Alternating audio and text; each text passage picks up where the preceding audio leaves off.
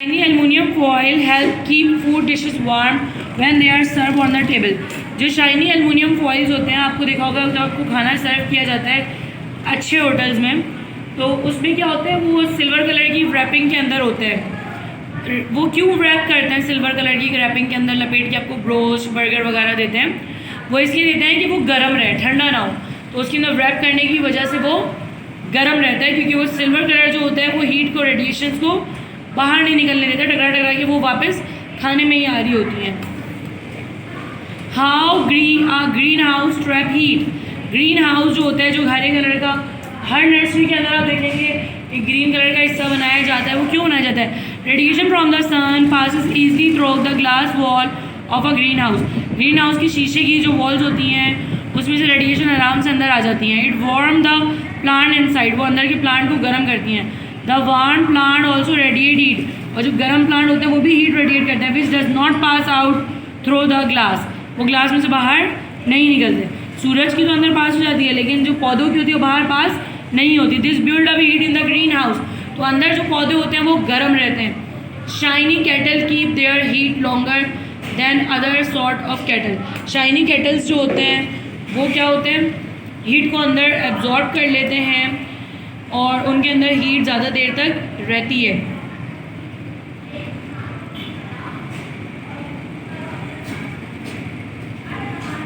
देखें, एक कैटल है ए वाइट, बी क्या है आपकी शाइनी, और सी क्या है आपकी डल। Which of the above surface is bad absorbing heat emitting radiation effect. All three kettle are full of boiling water when the kettle are left to cool. This is what happened to the kettle. देखिए, ये आपका ए हो गया, ये आपका B हो गया, ये आपका सी हो गया। ए में डाला, 5 मिनट बाद ये 85 था। सी वाला जो ए वाला 85 था, बी वाला आपका 90 है और सी वाला आपका 80 हो गया। इट मीन सबसे कम टेम्परेचर लॉस हुआ है ये शाइनी वाले का। फिर 10 मिनट बाद देखा तो ए वाला 73 डिग्री पे हो गया, बी वाला 82 पे और सी वाला 65 पे चला गया। तो क्या हुआ, ये भी शाइनी है, ये भी शाइनी है, लेकिन ये डल ब्लैक है। तो जो शाइनी सरफेस होते हैं वो ज़्यादा रिफ्लेक्ट करते हैं, ठीक है। तो सबसे ज़्यादा जो हीट को एब्जॉर्ब किया वो बी वाले ने किया। Which kettle has silvery surface? A. Which kettle has dirt surface? C. ठीक है, लेकिन ज़्यादा जो आपके पास है वो ब्लैक और शाइनी है। Thermoflask. Thermoflask is a device which is used to keep temperature of a substance fairly constant by reducing the transfer of heat that might take place by conduction, convection and radiation. थर्मोफ्लास्क एक ऐसी device होती है जिसमें हम heat transfer को रोकते हैं conduction से भी, जब गर्म चीज़ दूसरी चीज़ से टकराए, या गर्म चीज़ की हवा बाहर आके दूसरी हवा को गर्म करे, या उसमें से रेडिएशन निकल पाए। तो हम इन तीनों चीज़ों को रोकते हैं। Thermoflask consist of a double wall glass bottle. Double wall glass bottle है, देखिए शीशे की बॉटल है, इसके अंदर भी एक ग्लास है और ऊपर भी एक ग्लास है। जैसे मैंने 2 शीशे लिए, उनको आपस में जोड़ के, और उनका जो साइड का हिस्सा है उसको हमने लैप कवर कर दिया, बीच में उसकी गैप है, ठीक है, बीच में इनके गैप मौजूद है। दोनों बॉटल, एक बॉटल के अंदर दूसरी बॉटल डाल दी समझे ऐसे, और इसको यहाँ से सील कर दिया। दोनों के जो बीच का हिस्सा है ना, इसके अंदर कुछ जा सकता है, उसको हमने सील कर दिया। The inner side of the wall are shiny. इसको अंदर से जो है ना शाइनी कर दिया, अंदर इसके पेंट किया है। क्या किया है? Silver paint. Which has a vacuum between the 2 wall. इन दोनों वॉल के दरमियान खाली जगह है, इसको मशीन से एवोकुलेट कर दिया, जिससे एयर निकाल दी है। इसके अंदर हवा भी नहीं है, हवा भी निकाल दी गई है, और अंदर से इसको पॉलिश कर दिया गया है सिल्वर कलर से। The mouth of the bottle is close with a cork और अ प्लास्टिक स्टॉपर। और इसका जो माउथ है उसको कॉर्क या प्लास्टिक स्टॉपर से बंद किया गया है। The glass bottle is fitted into a metallic और प्लास्टिक कंटेनर। अब इस बॉटल को मेटल के या प्लास्टिक के कंटेनर के अंदर फिट कर दिया गया है। ये मेटलिक कंटेनर है, ये डबल ग्लास बॉटल है। हीट कैन नॉट एंटर और leave the flask due to vacuum with check conduction and convention. अब देखें, ये जो इसके अंदर जगह खाली है, तो ये वाली वॉल इस वॉल को टच नहीं कर रही, इनके बीच में जगह खाली है। जैसे मेरी ये पेन है, ठीक है, इस पेन के अंदर आपको जस्ट अ मिनट, मैं आपको एक चीज़ बताऊँ। देखिए, इस पेन के अंदर आपको नज़र आ रहा है गैप। इसी तरह इस बॉटल के अंदर दोनों साइड के अंदर इस तरह का गैप होता है और उसको बिल्कुल खाली कर दिया जाता है। तो इस तरफ मैं टच करूँ या इस तरफ मैं गर्म करूँ, इस तरफ को फ़र्क नहीं पड़ेगा, क्योंकि ये सिर्फ ऊपर से जुड़ी हुई हैं, इनका आपस में कोई कांटेक्ट नहीं है, तो यहाँ की गर्माइश कभी भी यहाँ फील नहीं होगी। और दूसरी चीज़ यहाँ से हमने से सिल्वर भी कर दिया है, तो जो गर्मी है यहाँ से फील करेगा उसको ही अंदर ही रखेगा, वो बाहर ट्रेवल नहीं होगी, इसमें से रेडिएशन भी पास नहीं होगी, क्योंकि सिल्वर शाइनी सरफेस जो है वो रेडिएशन को रोकेगा। दोनों वॉल एक दूसरे को टच नहीं कर रही, कंडक्शन नहीं होगी, दोनों के बीच में कोई गैस कोई वाटर कुछ नहीं है, कन्वेंशन भी नहीं होगा। और ये सिल्वर कलर से हमने अंदर से पेंट कर दिया है, तो इसमें से रेडिएशन भी नहीं होंगी। Heat cannot enter or leave the flask due to vacuum which check the conduction and convection. The shiny surface reflect the heat wave. तो shiny surface और heat wave को वापस करेगा। Anything inside the flask will remain hot and cool for a long time. आपका जो thermos होता है उसको आप अगर तोड़ के देखें, तोड़िएगा नहीं वैसे डांट पड़ जाएगी आपको, या आप उसे खोल के देखें तो आप उसके अंदर झाँक के देखिए, वो अंदर से सिल्वर ही होता है, उसके अंदर एक ग्लास भी होता है, वो टूटता है ना, अगर वो टूट जाए तो उसके अंदर शीशा भी होता है। 2 ग्लास की बॉटल्स उसके अंदर इसी तरह से अटैच होती हैं, शीशा होता है और सिल्वर कोटिंग भी होती है। थर्मास जो होता है बार बार धोने की वजह से उसमें जो हमारा सिल्वर वाला स्पंज होता है, जूना जिसे कहते हैं, वो डाल के धोने से उसकी पॉलिश ख़राब हो जाती है, तो वो गर्म रहना कम कर देता है। अगर हम उसे नॉर्मल तरीके से धोएंगे, साफ़ करेंगे, तो वो ख़राब नहीं होता, लॉन्ग टाइम तक चलता है। उसे गिरने से टूटने से बचाना चाहिए, क्योंकि उसके अंदर भी ग्लास होता है। मेरा थर्मास एक दफ़ा टूट गया था, तो उसमें बहुत सारे ग्लास मुझे नज़र आए, मुझे भी हैरत हुई, जब शायद मुझे नहीं पता था कि इसके अंदर ये सब कुछ होता है। जब पढ़ा तो अंदाज़ा हुआ, हाँ भाई थर्मास के अंदर गर्म चीज़ें इसलिए रहती हैं कि एक तो पहले हमने उसको बाहर से कवर किया हुआ है, फोम भी लगा हुआ होता है उसके अंदर, प्लास्टिक के मेटल के अंदर वो होता है, कुछ स्टील के होते हैं, कुछ प्लास्टिक के होते हैं, फोम होता है, फोम के अंदर ग्लास होता है, ग्लास भी डबल वॉल्ड होता है, एक वॉल्ड उसकी भरी हुई होती है, दोनों वॉल्ड के दरमियान भी जगह होती है, थोड़ी सी हटे हटे होती हैं, उसके अंदर भी सिल्वर कोटिंग होती है। तो ये इतना सब कुछ जब फिलअप कर दिया जाएगा तो कहाँ से हीट निकलेगी, कहाँ से बाहर अंदर आएगी। हीट जो होती है वो एक फॉर्म से दूसरी फॉर्म में कन्वर्ट होती है, एनर्जी ट्रैवल करती है, बैलेंस हो जाती है, ख़त्म नहीं होती है, वो ठंडा करने में खर्च हो जाती है, ऐसे ही अचानक से ख़त्म नहीं हो जाती। Temperature, the degree of hotness और coolness in a body is called temperature. वो दर्जा हरारत जो किसी बॉडी की गर्माइश या ठंडाइश को मेजर करे, ना पे वो टेम्परेचर का। Temperature depend on the internal kinetic energy of molecule of a substance. Temperature depend करता है किसी बॉडी के जो अंदर इंटरनल काइनेटिक एनर्जी है, उसके एटम के अंदर जितनी एनर्जी है, जिस तरह वो मूव कर रहे हैं, उसके ऊपर उसका टेम्परेचर डिपेंड करता है। ज़्यादा मूव करेंगे ज़्यादा गर्मी पैदा होगी, कम मूव करेंगे कम गर्मी होगी। मैंने body is cooled it's molecule move slowly. जब बॉडी ठंडी होती है उसके मॉलिक्यूल हल्के मूव करते हैं। मैंने seated it molecule began to move faster, और जब वो गर्म हो जाती है उसके मॉलिक्यूल बहुत तेज़ से चलने लगते हैं। As this molecule move they began to vibrate. जैसे ही उसके मॉलिक्यूल मूव करते हैं वो वाइब्रेट करने लगते हैं, बम्प इनटू ईच अदर, एक दूसरे को टकरे मारने लगते हैं। In doing so they push each other apart. इस तरीके से वो एक दूसरे को धक्का देके एक दूसरे से दूर कर देते हैं। And that is how the change of state in a substance अगर। इसी वजह से स्टेट चेंज होती है, सॉलिड से लिक्विड होता है, लिक्विड से गैस। ये सॉलिड के पार्टिकल की एनर्जी कम होती है, लिक्विड में उनकी ज़्यादा हो जाती है गर्म होकर। और वो गैस कब बनते हैं, जब लिक्विड की एनर्जी बढ़ा देते हैं और मॉलिक्यूल दूर दूर भागते हैं तो वो गैस बन जाते हैं। जितना ज़्यादा गर्म होगा उतना ज़्यादा वो फैलता जाएगा, जितना ठंडा होगा उतना वो सुखड़ता जाएगा। This also explain the expansion of solid liquid and gas on heating. ये आपको बता रहा है कि किस तरह से सॉलिड लिक्विड और गैस एक्सपेंड होते हैं गर्म होने पर। Measuring temperature, we can not rely on our sense of touch to measure the temperature of a body. हम सिर्फ छू के टेम्परेचर को मेजर नहीं कर सकते और उस पर यकीन भी नहीं कर सकते। If you keep your hand in cool water, अगर आप अपना हाथ ठंडे पानी में रखें and then dip it in warm water, फिर आप गर्म पानी में डाल दें, तो water will feel very hot, पानी बहुत ही ज़्यादा गर्म लगेगा। If you keep your hand in hot water, पानी को गर्म पानी में रखें, then dip in the warm water, the water will feel cooled, और फिर हल्के गर्म पानी में डालें तो आपको वो पानी उससे ठंडा लगेगा। In order to find out exact temperature of a body an instrument called thermometer is use. इसलिए जब हमें बॉडी का असल दर्जा हरारत मालूम करना होता है तो हम एक आला इस्तेमाल करते हैं, औजार, जिसे हम थर्मामीटर कहते हैं। Thermometer consist of a thin glass tube.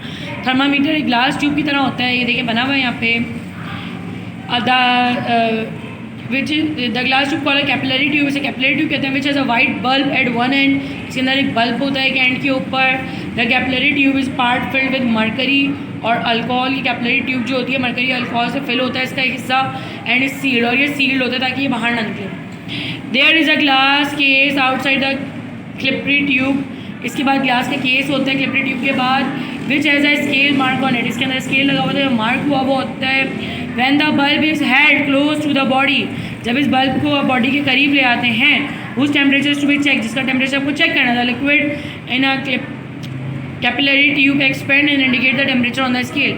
इसके अंदर जो ये लिक्विड है सिल्वर, ये एक्सपेंड होता है और जहाँ तक जाता है वही इसका टेम्परेचर होता है। टेम्परेचर स्केल, सबसे पहले सेल्सियस स्केल है। This is the most commonly use scale, ये बहुत ज़्यादा इस्तेमाल होने वाला स्केल है। It is mark from 0 degree centigrade eight which pure ice is melt. ये 0 से मार्क होता है जहाँ पे आइस मेल्ट करना शुरू करती है एंड 100 डिग्री सेंटीग्रेड, और कहाँ तक जाता है 100 तक।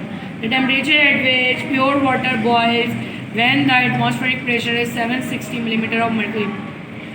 100 डिग्री सेंटीग्रेड वो टेम्परेचर है जब प्योर वाटर बॉयल होने लगता है। नॉर्मल एटमॉस्फेरिक टेम्परेचर पे 760 मिलीमीटर ऑफ मर्क्यूरी है।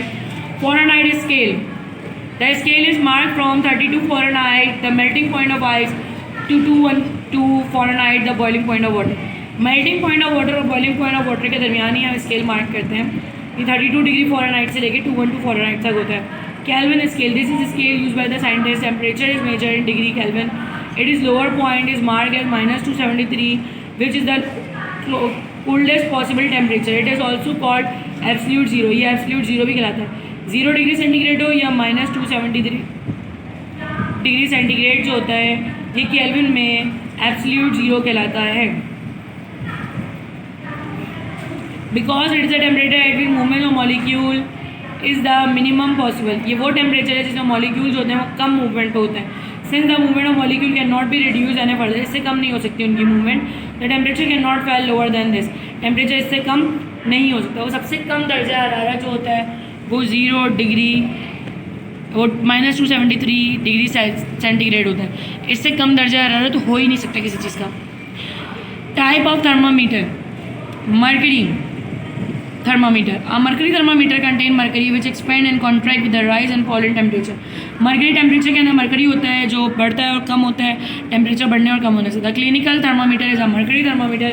clinical thermometer भी mercury thermometer है। is used to measure the temperature of human body. ये human body का temperature measure करने के लिए यूज़ होता है। It cannot be used to measure temperature below -39 degree centigrade, और ये -39 डिग्री सेंटीग्रेड से नीचे का टेम्परेचर मेजर नहीं कर सकता because mercury solidified temperature below this, क्योंकि मर्करी जो है -39 डिग्री सेंटीग्रेड से नीचे जाके फ्रीज हो जाता है, जम जाता है, तो ये इससे नीचे का दर्जा हरारत मेजर नहीं कर सकता। Alcohol thermometer contain alcohol. It is cheap and easy to use, ये चीप भी है और ईजी टू यूज़ भी है। It can measure very low temperature because alcohol does not solidify even at -115 degree centigrade. Alcohol जो है -115 degree centigrade पे भी सॉलिडिफाई नहीं होता, जमता नहीं है। It is use in the laboratory, in refrigerator and in deep freezer. ये लेबॉर्ट्री, रेफ्रिजरेटर, डीप फ्रीज़र में इस्तेमाल होता है alcohol. Maximum and minimum thermometer, this is use to record the maximum and minimum temperature of a place every 24 hour. ये एक thermometer है, maximum minimum thermometer कहलाता है, जो कि किसी भी जगह का मिनिमम और मैक्सिमम दर्जा हरारत मेजर करने के लिए होता है। इट कॉन्सिस्ट ऑफ 2 बल्ब, इसके अंदर 2 बल्ब होते हैं, ए एंड बी। ये ए बल्ब है और ये बी बल्ब है। इसका bulb A is partly filled with alcohol, bulb A के अंदर अल्कोहल डाला जाता है and a vacuum at the top, while bulb B is completely filled with mercury. Bulb B में मर्करी डाला है, बल्ब ए में अल्कोहल डाला है। A U-shaped tube filled with mercury is attached to a bulb. ये भी bulb से attach है। Indices Y, X and Y are attached with the spring. ये इंडिसेस X और Y है जो अटैच हुए हैं स्प्रिंग से to the top of the mercury column. The temperature scale are marked on both arm of the U-shaped.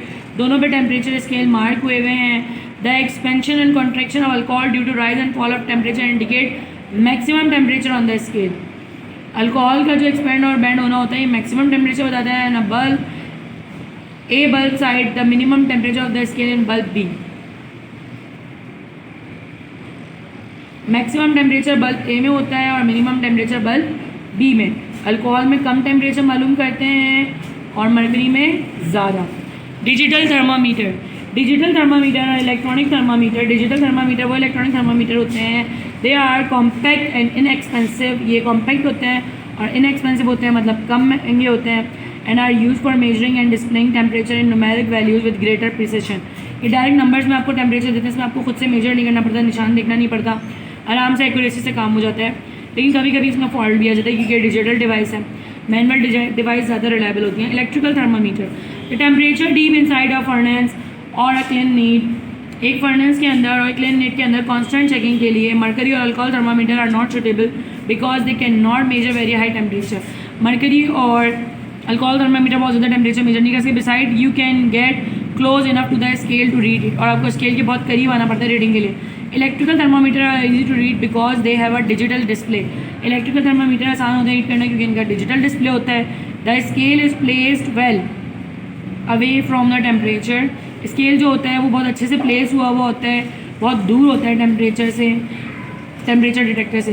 The temperature reading can be read by a computer and the temperature range is from -200 degree centigrade to 1600 degree centigrade और more. इसकी कम से कम दर्जा है -200 है और ज़्यादा से ज़्यादा 1600 है. तो ये टेम्परेचर जो होते हैं ईजिली मेजर हो जाते हैं और ये काफ़ी दूर होते हैं, तो इसमें जलने बढ़ने का खतरा नहीं रहता. आपको बहुत ज़्यादा करीब नहीं जाना पड़ता. अगर आप ये वाला थर्मामीटर यूज़ करते हैं तो आपको इसके बहुत करीब जाकर रीडिंग लेनी पड़ती है. Inter conversion of temperature scales. Temperature scale की कन्वर्जेंस फ़ारेनहाइट से सेंटीग्रेड में जाने के लिए जो भी वैल्यू फ़ारेनहाइट की होती है हम उसमें से 32 को माइनस करते हैं, 5 से मल्टीप्लाई करके 9 से डिवाइड करते हैं. जो भी नंबर आता है वो उसका सेंटीग्रेड स्केल बन जाता है.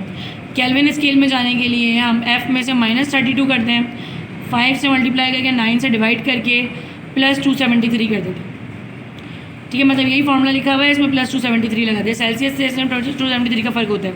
सेल्सियस में 273 प्लस किया, केल्विन बन गया. केल्विन में से 273 माइनस करेंगे, सेंटीग्रेड बन जाएगा. अगर आपको फ़ारेनहाइट सेंटीग्रेड से फ़ारेनहाइट में आना है, आंसर फ़ारेनहाइट में देना है, जो भी सेंटीग्रेड का आंसर है उसको इसको उल्टा कर दें, 9 से मल्टीप्लाई करें, 5 से डिवाइड करें, 32 में प्लस कर दें. यही यहाँ पे लिखा हुआ है 9 से डिवाइड, ये मतलब सेंटीग्रेड में, फ़ारेनहाइट में केल्विन -32 कर दें और उसके बाद 9 से मल्टीप्लाई करके 5 से डिवाइड करके और 32 से प्लस कर दें, तो आपका फ़ारेनहाइट बन जाएगा. हम इसमें से 3 फॉर्मूले यूज़ करते हैं, बहुत घुमा फिरा के दिए हुए हैं. इसको हम इंशाल्लाह क्लास में डिस्कस करेंगे जब हम न्यूमेरिकल्स पे आएंगे, और इसकी अगर प्रैक्टिकल इसमें होगा न्यूमेरिकल तो हम करवा देंगे इसका. बाकी फॉर्मूले आप याद कर लीजिएगा. मैं आपको 3 फॉर्मूले बता रही हूँ.